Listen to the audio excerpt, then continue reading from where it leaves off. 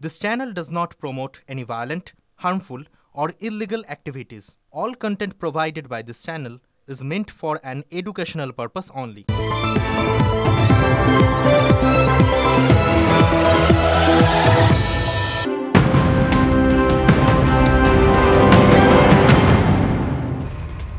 নমস্কার, আপনারা দেখছেন টিভি9 বাংলা। আমি শুভজিৎ রয়েছি আপনাদের সঙ্গে রাত 10:30 মানে নিউজ টপ 9। আর শুরুতে আমরা যে খবরে চোখ রাখবো, ভাড়া নিয়ে বচসা হয়েছিল বলে জানতে পারা যাচ্ছে। রিকশা চালকের হাতে খুন যাত্রী। হাওড়া গোলাবাড়ি থানা এলাকার ঘটনা। অন্তঃসত্ত্বা স্ত্রীকে নিয়ে হাসপাতালের যাওয়ার জন্য বেরিয়েছিলেন যুবক। জমা জলের রাস্তা পারাপারের জন্য রিকশা চালকের সঙ্গে তার একটা বচসা বাঁধে। তারপরেই এই ঘটনা। আমি বিস্তারিতভাবে জানবো। আমার সহকর্মী সুব্রত আমার সঙ্গে রয়েছেন টেলিফোন লাইনে। সুব্রত, কি নিয়ে বচসা এখনো পর্যন্ত যেটা জানতে পারা যাচ্ছে, ভাড়া নিয়ে বা রাস্তা পারাপার নিয়ে, কিন্তু এই পর্যায়ে গেল কেন? সেক্ষেত্রে খুন হতে হলো একজনকে। আর কি কি জানা যাচ্ছে? দেখো, একেবারে মোহাম্মদ দুলারি উত্তর হাওড়ার পিলখানার কপুর গলির বাসিন্দা। তিনি অন্তঃসত্ত্বা স্ত্রীকে নিয়ে হাসপাতালের উদ্দেশ্যে যাচ্ছিলেন এবং বাড়ির সামনে জমা জল ছিল, সেই জল পার করার জন্য রিক্সাওয়ালাকে বলেছিলেন এবং তখনই ভাড়া নিয়ে বচসা হয় এবং তারপরেই কিন্তু বচসা কিন্তু অন্য মাত্রা পায় এবং তারপরেই এই রিক্সাওয়ালা সে কিন্তু পেছন থেকে এসে ধারালো অস্ত্র দিয়ে তাকে আঘাত করে। এরপরেই কিন্তু সে আহত হয়ে এদিক ওদিক সেই রিক্সাওয়ালাকে খুঁজে বেড়ায়। তারপর না পেলে হাসপাতালে গেলে চিকিৎসকরা তাকে মৃত বলে ঘোষণা করে। ফলে এই ঘটনায় গোলাবাড়ি থানার পুলিশ কিন্তু তদন্তে নেমেছে এবং এর আগে কোনো শত্রুতা ছিল কিনা তাও কিন্তু খতিয়ে দেখা হচ্ছে। সেই রিকশা চালককে এখন আটক বা গ্রেফতার করা গিয়েছে? একেবারেই দেখো, এই ঘটনা ঘটে যাওয়ার বেশ কিছুক্ষণ পর কিন্তু সেই রিক্সাওয়ালককে চিহ্নিত করা হয়েছে এবং তাকে আটক করে জিজ্ঞাসাবাদ চলছে এই মুহূর্তে। বেশ, ধন্যবাদ সুব্রত। पानी जमा हुआ है, वो रिक्शा लेके था जो मारा, उसको बोले कि वहां तक हमको छोड़ देने के लिए, तो वो बोला उसको कि हम नहीं छोड़ेंगे। उल्टा सीधा उसको कुछ बोला वो, तो मेरे हस्बैंड ने उसको बोला कि ज्यादा बोलेगा मारेंगे। तो दूसरा रिक्शा आया तो उसको देरी हो रहा था हमको लेके जाने में। दूसरा रिक्शा आया ना तो उसमें वो बैठ गए मेरा हस्बैंड, और वो रिक्शा वाला चला गया। নতুন করে নিট ইউজি পরীক্ষা নেওয়ার সিদ্ধান্তটা একেবারে শেষ বিকল্প। প্রশ্ন ফাঁস কাণ্ডের শুনানিতে সোমবার একথাই জানিয়েছে সুপ্রিম কোর্ট। তবে শীর্ষ আদালত স্পষ্ট করে দিয়েছে, প্রশ্ন যে ফাঁস হয়েছে তা নিয়ে কোনো সন্দেহ নেই। কিভাবে, কোন এলাকায় প্রশ্ন ফাঁস হয়েছে, বুধবার বিকেলের মধ্যে কেন্দ্র, এনটিএ এবং সিবিআইকে হলফনামা জমা দেওয়ার নির্দেশ দিয়েছেন প্রধান বিচারপতি। সর্বভারতীয় মেডিকেল প্রবেশিকা পরীক্ষা অর্থাৎ নিট ইউজি পরীক্ষার প্রশ্ন ফাঁস নিয়ে তোলপাড় গোটা দেশ। ওই পরীক্ষা বাতিল করে নতুন করে পরীক্ষা নেওয়ার দাবি জানিয়ে 38টি আবেদন জমা পড়ে সুপ্রিম কোর্টে। সোমবার সেই আবেদনগুলির শুনানি হয় প্রধান বিচারপতি ডিওয়াই চন্দ্রচূড়ের নেতৃত্বাধীন ডিভিশন বেঞ্চে। শুনানিতে শীর্ষ আদালতের পর্যবেক্ষণ, প্রশ্ন যে ফাঁস হয়েছে সে বিষয়ে কোনো সন্দেহ নেই। পরীক্ষার পবিত্রতার সঙ্গে আপোষ করা হয়েছে। সোশ্যাল মিডিয়ার মাধ্যমে প্রশ্ন ফাঁস হয়ে থাকলে তা মুহূর্তে ছড়িয়ে যেতে পারে। প্রশ্ন ফাঁস মেনে নিয়েও শীর্ষ আদালতে কেন্দ্র জানিয়েছিল খুব ব্যাপক আকারে প্রশ্ন ফাঁস হয়নি। এদিন সুপ্রিম কোর্ট সাফ জানিয়ে দেয়, আগে থেকে সবকিছু বলে দেওয়া যাবে না। প্রশ্ন ফাঁসের কথা মেনে নিলেও গত 5ই মে যে নিট পরীক্ষা নেওয়া হয়েছে সেটা এদিন বাতিল করেনি সুপ্রিম কোর্ট। শীর্ষ আদালত জানিয়েছে, ফের পরীক্ষা নেওয়ার সিদ্ধান্তটা একেবারে শেষ বিকল্প হবে, আর সেটার জন্য প্রশ্ন ফাঁসের ব্যাপকতা জানতে হবে। ভুললে চলবে না, 23 লক্ষ শিক্ষার্থীর ভবিষ্যৎ এর সঙ্গে জড়িয়ে। শতাব্দীর সবথেকে বড় শিক্ষা দুর্নীতির নাম নিট ইউজি স্ক্যাম। যারা জেনুইনভাবে পাস করেছে এবং যারা ভর্তি হওয়ার জন্য এলিজিবল, তাদের ভবিষ্যৎকেও এই কেন্দ্রীয় সরকার এবং এনটিএ বিপদের মুখে ঠেলে দিল। সুপ্রিম কোর্ট মনিটর্ড ইনভেস্টিগেশন না হলে শুধুমাত্র এনটিএর একজন পদাধিকারীকে সরিয়ে দিয়ে এর দায় এড়ানো যাবে না। সবই হয়ে থাকলে কেন হয়েছে, এবং লক্ষ লক্ষ টাকা, কোটি টাকায় প্রশ্ন বিক্রি হয়েছে। এটা অর্গানাইজ ক্রাইম। সেটা আটকানোর জন্য পরীক্ষা যারা নিচ্ছে সেই সংস্থা, এনটিএর মতো সংস্থাকে ঢেলে সাজাতে হবে ভেঙে দিয়ে। তারপরে যোগ্য উপযুক্ত লোক বসাতে হবে, নিরপেক্ষ লোক বসাতে হবে এবং পরীক্ষার পদ্ধতি দরকার হলে পাল্টাতে হবে। রাজ্যেও এই ধরনের সিদ্ধান্ত হতে হবে যে রাজ্যের পরীক্ষা রাজ্যই নিক, কেন্দ্রীয় স্তরে নিয়ে এগুলোকে বিপর্যস্ত করে লক্ষ লক্ষ পড়ুয়ার জীবন নিয়ে ছিনেমিনি খেলে এটা বেশি দিন চলতে পারে না। সোমবারের শুনানিতে পরীক্ষার আয়োজক ন্যাশনাল টেস্টিং এজেন্সির কাছে পরীক্ষা এবং প্রশ্ন ফাঁস সংক্রান্ত সমস্ত খুঁটিনাটি তথ্য তলব করেছে সুপ্রিম কোর্ট। মূলত 3টি বিষয় তাদের কাছে জানতে চেয়েছে আদালত। কিভাবে প্রশ্ন ফাঁস হলো, কোন এলাকায় প্রশ্ন ফাঁস হয়েছে, প্রশ্ন ফাঁস ও পরীক্ষার মাঝে সময়ের ব্যবধান কত। বুধবার বিকেল 5টার মধ্যে এনটিএ এবং কেন্দ্রকে হলফনামা জমা দেওয়ার নির্দেশ দিয়েছেন প্রধান বিচারপতি। একই সঙ্গে সিবিআইকে তদন্তের স্ট্যাটাস রিপোর্ট জমা দিতে বলা হয়েছে। পরবর্তী শুনানি 11 জুলাই। শীর্ষ আদালতের ইঙ্গিত, যে পরীক্ষার্থীরা অসাধুতা করেছেন তাদের চিহ্নিত করা না গেলে ফের পরীক্ষা নিতে হতে পারে। Bureau report, TV9 Bangla. অন্যদিকে সন্দেশখালী মামলায় সুপ্রিম কোর্টে ধাক্কা খেল রাজ্য। সিবিআই তদন্তের বিরুদ্ধে রাজ্যের আর্জি খারিজ হয়ে গিয়েছে। কাউকে বাঁচানোর চেষ্টা করছে রাজ্য? এ প্রশ্ন সুপ্রিম কোর্টের বিচারপতিদের।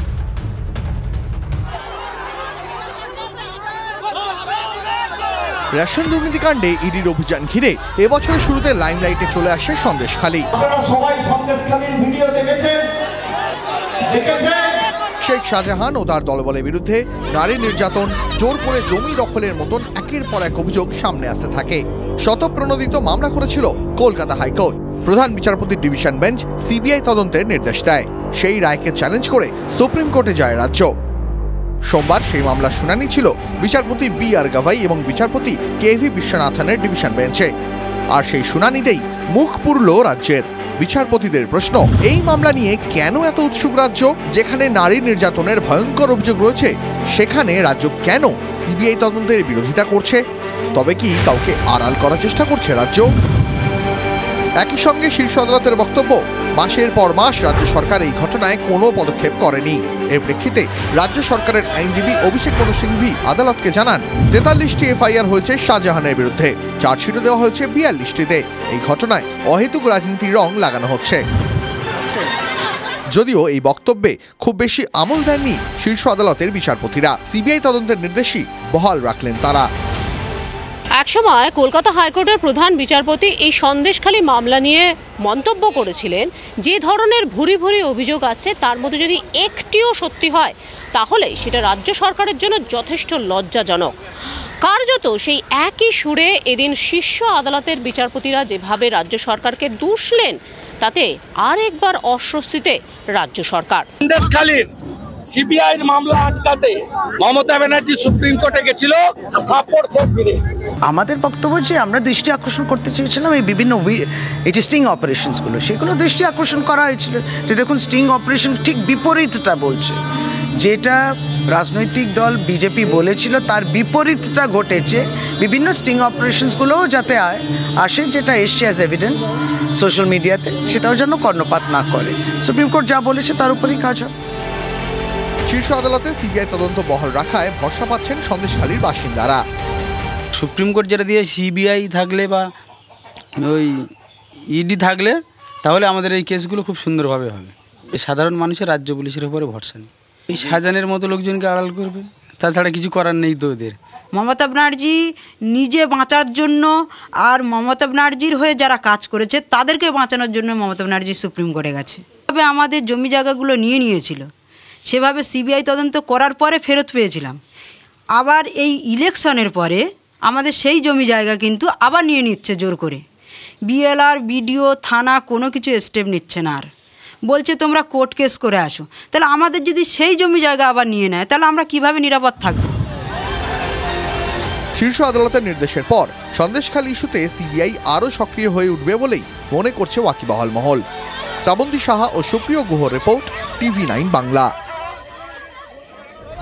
কাঞ্চনজঙ্ঘা এক্সপ্রেস দুর্ঘটনায় একাধিক মানুষের মৃত্যুর পর অবশেষে রেলে টনক নড়ল।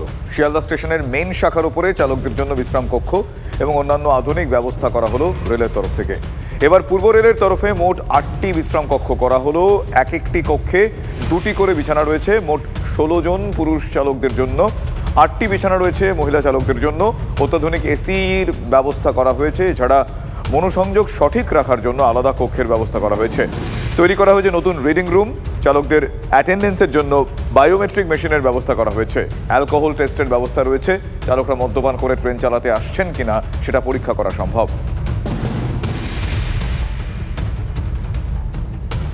यहाँ पे हमारे कुछ गैजेट्स लगे हैं जिस पे प्रैक्टिस करके ड्राइवर्स, असिस्टेंट, लोको पायलट्स, असिस्टेंट लोको पायलट्स और ट्रेन मैनेजर्स को एक सिमुलेटेड कंडीशंस दी जाती हैं। कुछ गैजेट्स हैं जिससे वो जब तक उनकी ट्रेन नहीं आ रही है तब तक वो उस पर प्रैक्टिस कर सकते हैं, जिससे जो एक्चुअल ट्रेन रनिंग में उनको सहायता मिलेगी।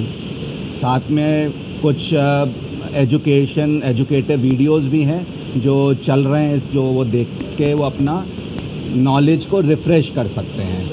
এইটা কোনো পার্টিকুলার দিনের থেকে আপডেট করা হয়নি, ডে টু ডে বেসিসে আমরা আরও আপডেট করছি, আমরা আরও মডার্নাইজ করছি, আরও আধুনিক ব্যবস্থা আনছি যাতে আমাদের যারা কর্মী তারা অনেক রকম তারা সেলফ সাফিসিয়েন্ট, তারা সেলফ মোটিভেটেড থাকতে পারে, তাদের সেফটি হ্যাজার্ডসটার উপর মাথায় রাখতে হয়, তাদের স্বাস্থ্য আমাদের কাছে প্রাধান্য। এই সব কিছু দেখে আমরা আমাদের ক্রু লবিগুলোকে অত্যাধুনিক মানে করে তুলছি।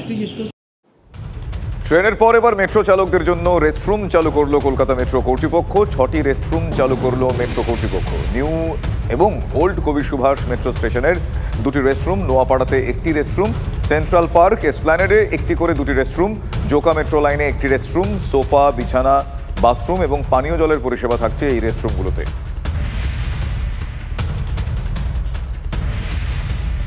জম্মু কাশ্মীরে জঙ্গি হামলায় নিহত 4 সেনা জওয়ান। কাঠুয়াতে সেনা কনভয় লক্ষ্য করে এলোপাথাড়ি গুলি চালায় একদল জঙ্গি। গত দুদিনে দ্বিতীয়বার হামলা চালায় তারা এবং উপত্যকায় দ্বিতীয়বার হামলা চলল, আর এই হামলায় আহত হয়েছেন 6 জন জওয়ান। পাল্টা জঙ্গিদের জবাব ভারতীয় সেনার। উপত্যকায় দুপক্ষের গুলির লড়াই। গত দুদিনে এই নিয়ে আহত হয়েছেন 6 জওয়ান। পাল্টা জঙ্গিদের জবাব দিয়েছে ভারতীয় সেনারা। উপত্যকায় দুপক্ষের গুলির লড়াই চলে।